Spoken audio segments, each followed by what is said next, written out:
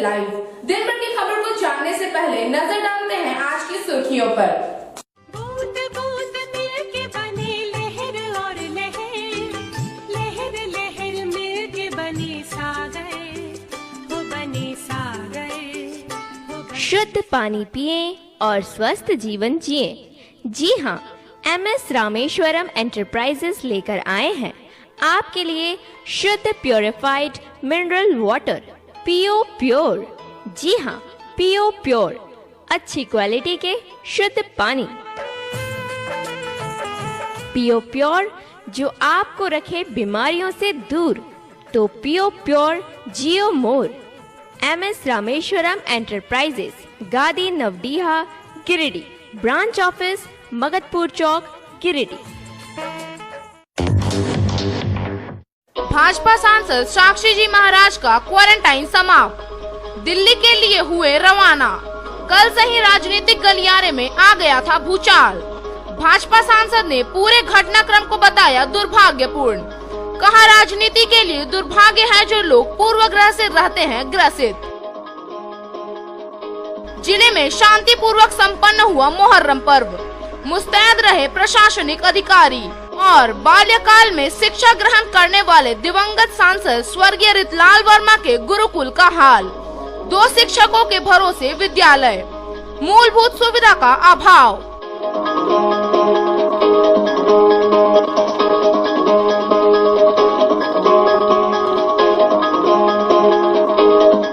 खबरें विस्तार से। उन्नाव से भाजपा सांसद साक्षी जी महाराज का क्वारंटाइन समाप्त हो गया। साक्षी जी महाराज को लेकर कल से ही झारखंड की राजनीति पारा चढ़ा हुआ था और राजनीतिक गलियारों में भूचाल आ गया। रविवार को जिला प्रशासन ने साक्षी महाराज को गिरिडीह से जाने की इजाजत दे दी। जाते जाते भाजपा सांसद ने पूरे घटना को दुर्भाग्यपूर्ण बताया और कहा कि राजनीति में पूर्वाग्रह से ग्रसित नहीं रहना चाहिए।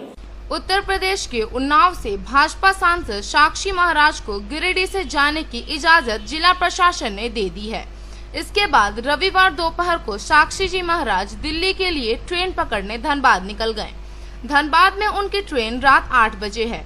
गिरिडीह से भाजपा के कई कार्यकर्ता उन्हें छोड़ने धनबाद गए हैं। इससे पहले साक्षी जी महाराज को लेकर झारखंड की राजनीति कल से ही गर्म रही। जिला प्रशासन ने सांसद का कोरोना टेस्ट करवाया, जो नेगेटिव निकला। टेस्ट के नेगेटिव आने के बाद रविवार को उन्हें वापस जाने की इजाजत दी गई। धनबाद से निकलने से पूर्व सांसद साक्षी जी महाराज ने जिला प्रशासन को धन्यवाद दिया। उन्होंने कहा कि प्रशासन ने रुकने बोला तो रुक गए थे, अब जाने बोला तो जा रहे हैं। उन्होंने इस पूरे घटना को दुर्भाग्यपूर्ण बताया और कहा कि राजनीति में पूर्वाग्रह से ग्रसित नहीं रहना चाहिए।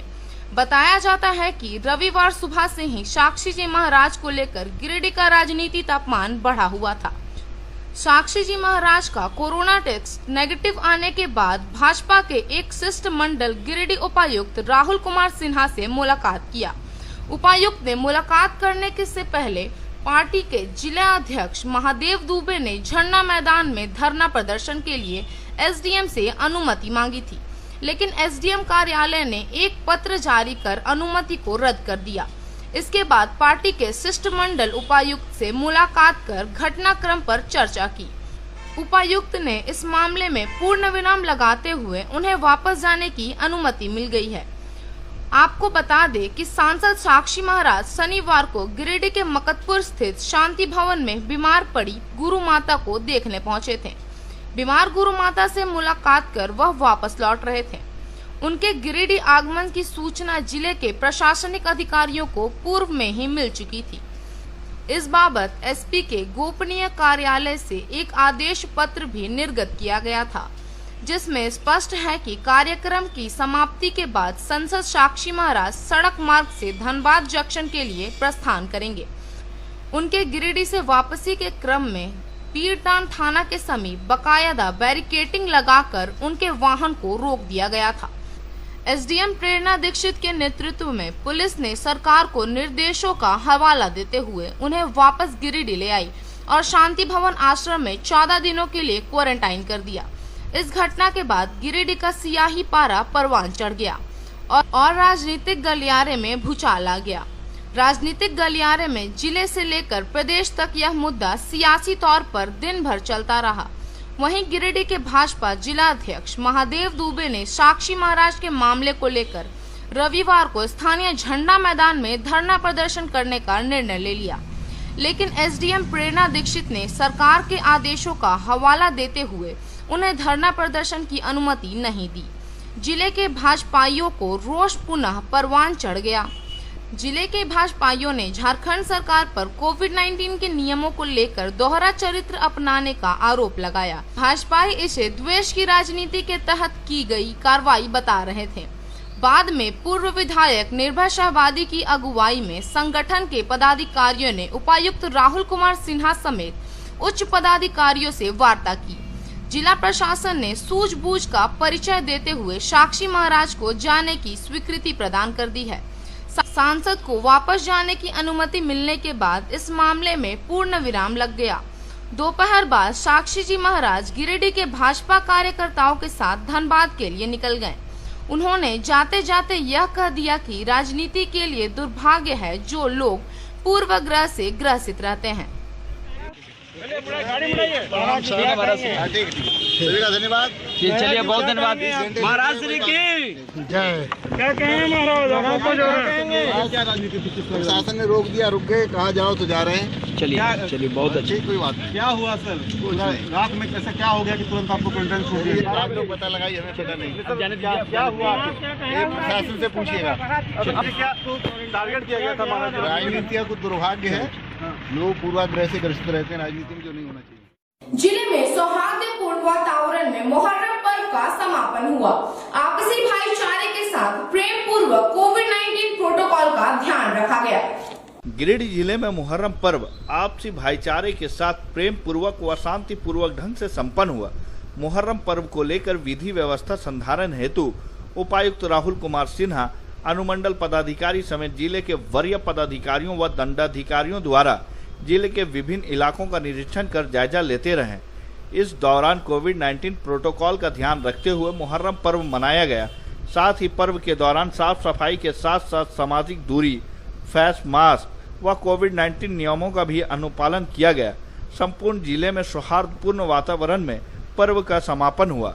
इसके अलावा लॉकडाउन का अक्षरांश अनुपालन कराने हेतु पुलिस पदाधिकारियों व दंडाधिकारियों द्वारा कोविड-19 प्रोटोकॉल के मद्देनजर जिले के सभी प्रखंडों में विशेष सतर्कता बरती गई।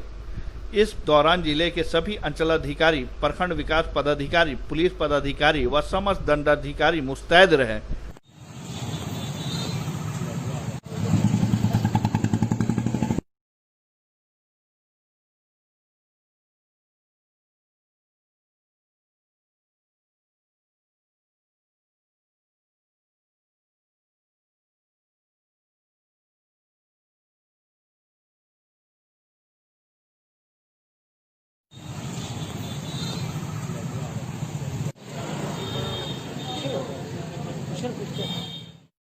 शहादत की अनोखी मिसाल है मुहर्रम पर्व। इस्लाम की तारीखों में इस पर्व का बहुत महत्व है।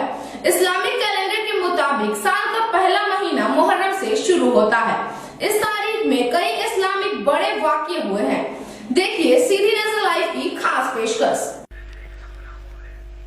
कत्ले हुसैन असल में मर्गे यजीद है, इस्लाम जिंदा होता है हर करबला के बाद। इस्लामिक कैलेंडर के मुताबिक मुहर्रम हिजरी संवत का प्रथम मास है। पैगंबर मोहम्मद साहब के नवासे इमाम हुसैन एवं उनके ख़ानदान व अनुयायी समेत 72 लोगों की शहादत की याद में मुहर्रम मनाया जाता है। इस तारीख की इस्लाम में बहुत महत्व है। इस्लामी अकीदत के मुताबिक इसी तारीख को बहुत से इस्लामी वाक़यात पेश हुए हैं, जैसे हज़रत आदम की तौबा कबूल हुई, हज़रत नूह अलैहिस्सलाम की कश्ती जूदी पहाड़ पर ठहरी थी, हज़रत यूनुस को मछली के पेट से रिहाई हुई थी। इसी तारीख को हज़रत मूसा के अनुयायियों को फिरऔन से निजात मिली थी। हज़रत यूसुफ को कुएं से निकाला गया था। पैगंबर हज़रत ईसा को जिंदा आसमान पर उठाया जाना और क़यामत भी इसी तारीख को वाक़ई होगी। मुहर्रम इस्लाम मज़हब के मानने वाले लोगों का एक ख़ास त्यौहार है। इस माह की उनके लिए बहुत विशेषता और महत्ता है। मुहर्रम एक महीना है जिसमें पहली तारीख से 10वीं तारीख तक कई तरह की गतिविधियां चलती रहती है। इसी महीने में मुसलमानों के आदरणीय पैगंबर हजरत मोहम्मद साहब सल्लल्लाहु अलैहि वसल्लम ने पवित्र मक्का से पवित्र मदीना हिजरत किए थे। करबला यानी आज का सीरिया, जहां 60 हिजरी को यजीद इस्लाम धर्म का खलीफा एक निरंकुश शासक के रूप में बन बैठा था। वह अपने वर्चस्व को पूरे अरब में फैलाना चाहता था, जिसके लिए उसके सामने सबसे बड़ी चुनौती थी पैगंबर मोहम्मद के ख़ानदान का इकलौता चिराग हजरत इमाम हुसैन, जो किसी भी हालत में यजीद के सामने झुकने को तैयार नहीं थे। इसी वजह से 61 हिजरी से यजीद के जुल्म सितम यानी बर्बरता और अत्याचार बढ़ने लगे। ऐसे में वहाँ के बादशाह इमाम हुसैन अपने परिवार और साथियों के साथ मदीना से इराक के शहर कूफा जाने लगे, पर रास्ते में यजीद की फौज ने करबला के रेगिस्तान पर इमाम हुसैन के काफिले को रोक दिया। वह 2 मुहर्रम का दिन था जब हुसैन का काफिला करबला के तपते रेगिस्तान पर रुके। वहां पानी का एकमात्र स्रोत नहर फुरात थी, जिस पर यजीद के फौज ने 7वीं मुहर्रम से इमाम हुसैन के काफिले पर पानी के लिए रोक लगा दी थी। बावजूद इसके इमाम हुसैन नहीं झुके। यजीद के प्रतिनिधियों ने इमाम हुसैन को झुकाने की हर कोशिश की, मगर नाकाम रहे और आखिर में युद्ध का ऐलान हो गया। इतिहास कहता है कि यजीद की 80,000 की फौज के सामने हुसैन के 72 बहादुरों ने जिस तरह जंग की, उसकी मिसाल खुद दुश्मन फौज के सिपाही एक दूसरे को देने लगे। तभी तो किसी शायर ने कहा, तने तन्हा शहीदी लाख सवारों से लड़े, 2 से 1 लड़ नहीं सकते वो हजारों से लड़े। लेकिन वो इमाम हुसैन कहाँ जंग जीतने आए थे, वह तो अपने आप को अल्लाह की राह में त्याग देने आए थे। उन्होंने अपने नाना और पिता के सिखाए हुए सदाचार, उच्च विचार, अध्यात्म और अल्लाह से बेपनाह मोहब्बत में प्यास, दर्द, भूख और पीड़ा सब पर विजय प्राप्त कर ली। 7वीं मुहर्रम से लेकर 10 मुहर्रम तक हजरत इमाम हुसैन भूख और प्यास की शिद्दत में रहकर भी मुसलसल न सिर्फ यजीदियों से मुकाबला करते रहे, बल्कि इसी दौरान अपने तमाम रिश्तेदार और साथियों को दफनाने में भी मुबतला रहे और आखिर में खुद अकेले युद्ध किया, फिर भी दुश्मन उन्हें मार नहीं सका। आखिर में जुमे के दिन असर की नमाज के वक्त जब इमाम हुसैन खुदा के आगे सजदा कर रहे थे, तब एक यजीदी को लगा कि शायद यही सही मौका है हुसैन को मारने का। फिर उसने धोखे से इमाम हुसैन के सर को कलम करते हुए शहीद कर दिया। लेकिन इमाम हुसैन तो मरकर भी जिंदा रहे और हमेशा के लिए अमर हो गए, पर यजीद तो जीत कर भी हार गया। उसके बाद अरब में क्रांति आई। इस वाक़ये को सुनकर हर रूह कांप उठी और हर आंखों से आंसू निकल आए और इस्लाम गालिब हुआ। मुहर्रम में रोज़ा नमाज, कुरान खानी, लंगर खानी के साथ दास्ताने करबला सुनते सुनाते और ख़ुद को अश्कों में डुबोते हैं। करबला के शहीदों ने इस्लाम धर्म को नया जीवन प्रदान किया। कई लोग इस माह में पहले 10 दिनों के रोज़े रखते हैं। जो लोग 10 दिनों के रोज़े नहीं रख पाते, वे 9 और 10 तारीख को रोज़ा रखते हैं। इस दिन पूरे देश में लोगों की अटूट आस्था का भरपूर समागम देखने को मिलता है। इस दिन जगह जगह पानी के प्याव और शरबत की सबील लगाई जाती है और भूखों को खाना भी खिलाया जाता है। बादशाह तैमूर लंग के ज़माने से ताज़ियादारी का भी सिलसिला चलता आ रहा है। ताज़िया में इमाम हसन और इमाम हुसैन का ख्याली मकबरा बनाया जाता है और फिर धूमधाम से इमाम बाड़े में बिठाया जाता है। हालांकि सभी मुसलमान ऐसा नहीं करते।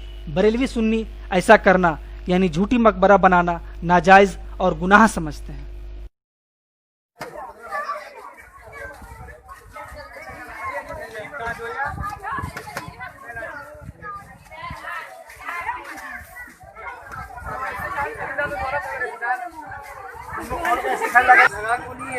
आज मुहर्रम के 10 तारीख अर्थात यौम आशूरा है। आज के ही दिन हज़रत इमाम हुसैन और उसके आल उनका प्यासा करबला के मैदान में यजीदियों ने कत्ल किया, लेकिन यजीद ही मरा, हुसैन आज भी जिंदा है। इसलिए कि सारे दुनिया के लोग बिला इम्तियाज मजहब व मिल्लत आज इमाम हुसैन का गम में, इसीलिए आज करबला मैदान में लोग जमा हुए हैं। याद फातिहा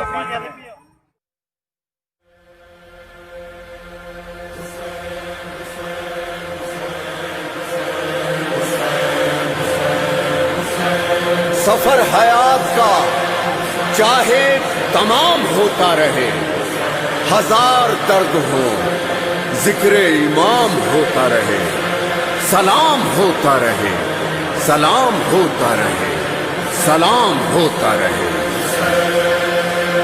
फातिमा के चैन को,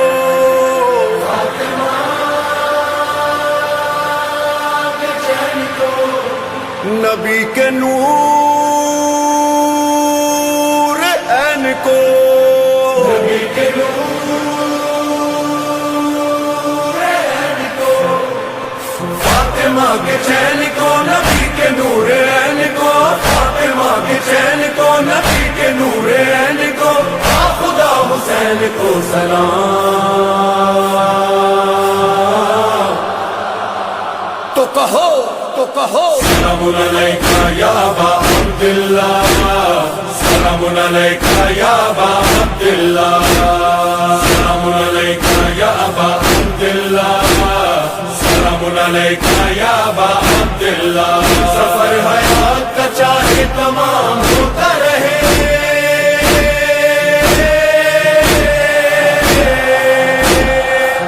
सफर हयात का चाहे तमाम होता रहे, सलाम होता रहे, सलाम होता रहे, सलाम होता रहे। मौलाना हुसैन, हुसैन मौलाना हुसैन, मौलाना हुसैन, हुसैन सारा जमाना है तुम्हारा हुसैन, कहती है हर कौम हमारा हुसैन, गूंजता हर संत है नारा हुसैन, टूटे दिलों का है सहारा हुसैन।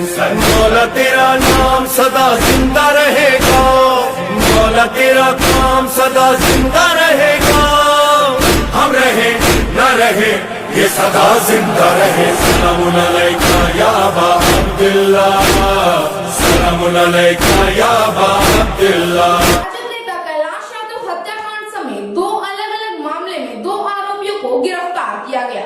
गिरफ्तार आरोपियों को बेंगाबाद पुलिस ने जेल भेज दिया। बेंगाबाद पुलिस ने 2 अलग-अलग घटनाओं में 2 व्यक्तियों को गिरफ्तार कर रविवार को गिरिडीह जेल भेज दिया। बताया जाता है कि मोतीलेदा निवासी कैलाश यादव हत्याकांड से जुड़े एक व्यक्ति संजय राय को पुलिस ने थाना क्षेत्र के खंडोली पहाड़ के समीप शनिवार को गिरफ्तार किया। संजय राय जमुआ थाना क्षेत्र अंतर्गत 2 नवाघट गांव के निवासी हैं और उनका नाना घर मोतीलेदा है। इस घटना के नामजद अभियुक्त सुखदेव राय के वे रिश्तेदार बताए जाते हैं। वहीं मोतीलेदा गांव निवासी गणेश राय को बेंगाबाद पुलिस ने उनके घर से ही शनिवार को गिरफ्तार किया। गणेश राय हत्याकांड के पूर्व वार्ड सदस्य जितेंद्र वर्मा के साथ हुए मारपीट के आरोपी बताए जाते हैं। दोनों को रविवार को जेल भेज दिया गया। बाकी अन्य लोगों के गिरफ्तारी के लिए छापेमारी की जा रही है। कोडरमा लोकसभा क्षेत्र का सबसे अधिक बार प्रतिनिधित्व करने का सौभाग्य स्वर्गीय रितलाल प्रसाद वर्मा को मिला था। वे वकालत छोड़ राजनीति में आए, लेकिन विडंबना इस बात की है कि दिवंगत सांसद ने जिस विद्यालय से शिक्षा ग्रहण किया था, आज उस विद्यालय की स्थिति बद से बदतर है। जमुआ प्रखंड के चुंगलखार पंचायत के दुर्गेश्वरन में स्थित उत्क्रमित मध्य विद्यालय चुंगलखार की स्थिति बद से बदतर हो गई है। इस स्कूल में कोडरमा लोकसभा से सबसे अधिक बार प्रतिनिधित्व करने वाले सांसद स्वर्गीय रितलाल प्रसाद वर्मा ने अपनी शुरुआती शिक्षा ग्रहण की थी। आज उस स्कूल में करीब 350 बच्चे पढ़ रहे हैं, लेकिन शिक्षक के नाम पर 2 शिक्षक पद स्थापित हैं। जिसमें से एक तो पारा शिक्षक है।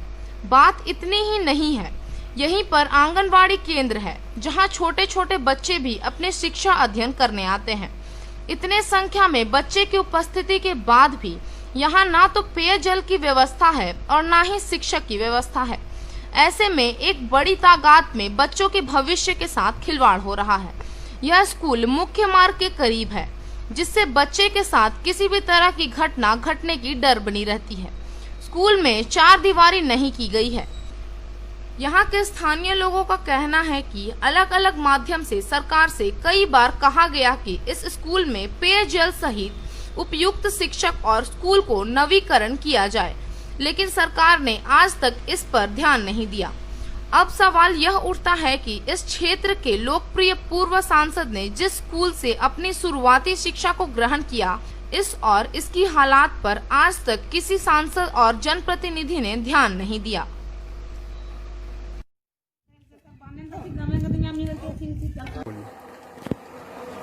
सुमलखार मध्य विद्यालय, जहां आज भी जो है पठन पाठन के लिए जहां 350 बच्चे हैं, वहां शिक्षकों की संख्या मात्र 2 है, जिसमें एक पारा शिक्षक है और एक सरकारी शिक्षक है। हालत यह है कि जिस विद्यालय में स्वर्गीय रितलाल प्रसाद वर्मा जी ने प्रारंभिक शिक्षा को शुरू किया था, आज वो विद्यालय की दशा ये है कि वहां पर ना बच्चों के लिए मुकम्मल पानी की व्यवस्था है, ना शिक्षक की व्यवस्था है। सड़कें बन गई है, लेकिन विद्यालय के लिए जो है कोई घेरावा नहीं है, और जिससे आए दिन जो है बच्चे जो है वो उनके ऊपर दुर्घटना हो सकती है, किसी तरह की घटना घट सकती है। हम जिला प्रशासन से मांग करते हैं, भाकपा माले प्रखंड का सचिव के हैसियत से, कि अविलंब जो है उसमें घेरावा किया जाए, अन्यथा आने वाले दिनों में हम ग्रामीण जो है आंदोलन छेड़ेंगे। धनबाद गया रेलखंड के ट्रेन से कटकर एक शख्स की दर्दनाक मौत हो गई। यह घटना पारसनाथ और निमिया घाट रेलवे स्टेशन के बीच डाउन लाइन में हुआ है। डुमरी के करमट टोंगरी के समीप धनबाद गया रेलखंड में ट्रेन की चपेट में आने से एक व्यक्ति की दर्दनाक मौत हो गई है। घटना निमिया घाट थाना क्षेत्र की है। बताया जाता है कि पारसनाथ और निमिया घाट रेलवे स्टेशन के बीच डाउन लाइन में ट्रेन की चपेट में आने से एक व्यक्ति की घटनास्थल पर ही दर्दनाक मौत हो गई है। हालांकि अभी तक मृतक की पहचान नहीं हो पाई है। वहीं ग्रामीणों के माध्यम से इसकी जानकारी पुलिस को दिया गया, जिसके बाद पुलिस घटनास्थल पर पहुंचकर शव को अपने कब्जे में ले लिया और मामले की तफ्तीश में जुट गई है।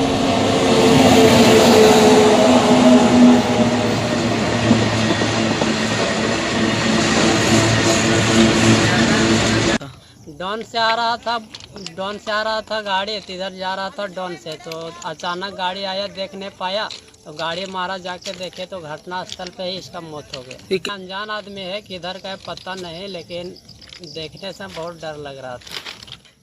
गरीबी उन्मूलन के लिए सरकार कई योजना चला रही है, लेकिन गांव कस्बे में आज भी कई ऐसे दबे कुचले लोग मौजूद हैं जिसे सरकारी लाभ से वंचित रखा गया है। गरीबी उन्मूलन सरकार एवं समाज के लिए एक बहुत बड़ी समस्या है। लोगों के जीवन स्तर को उठाना उनके लिए अहम कार्य है। इसके लिए सरकार ने कई महत्वाकांक्षी योजनाएं चला रखी हैं, लेकिन इसका लाभ गिने चुने लोगों तक ही सिमट कर रह जाता है। देश की आर्थिक स्थिति भी प्रतिकूल रूप से प्रभावित हो रही है। गरीबी उन्मूलन ने केवल सरकार के लिए नहीं, बल्कि समाज के लिए भी एक बड़ी चुनौती बनी हुई है। इससे निपटने के लिए सरकार ने दर्जन भर योजनाएं चला रखी हैं, लेकिन इसका परिणाम ढाक के 3 पात देखने को मिल रहे हैं। ऐसी योजनाओं के क्रियान्वयन में भी सरकार सफल नहीं हो पा रही है। ऐसा ही एक मामला सामने आया है जमुआ प्रखंड के मलुआ टाण अंतर्गत प्रांचीडी गांव से। यहां डेंगर राणा करीब 75 सालों से गरीबी रेखा के नीचे गुजर बसर कर रहा है। उन्हें आज तक किसी भी तरह की सरकारी योजना का लाभ नहीं मिला है। 70 वर्षीय डेंगर राणा की पत्नी भी सरकारी सुविधा से मरहूम है। उन्हें भी वृद्धा पेंशन नहीं मिलता है।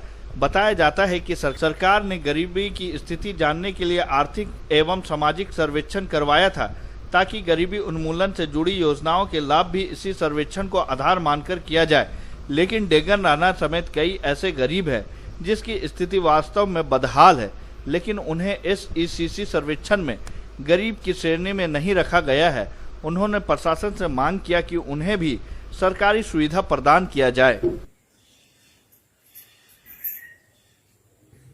कुछ नहीं के हाँ हतो कहिया हतो भगवान ने जाने वो भी नहीं करे।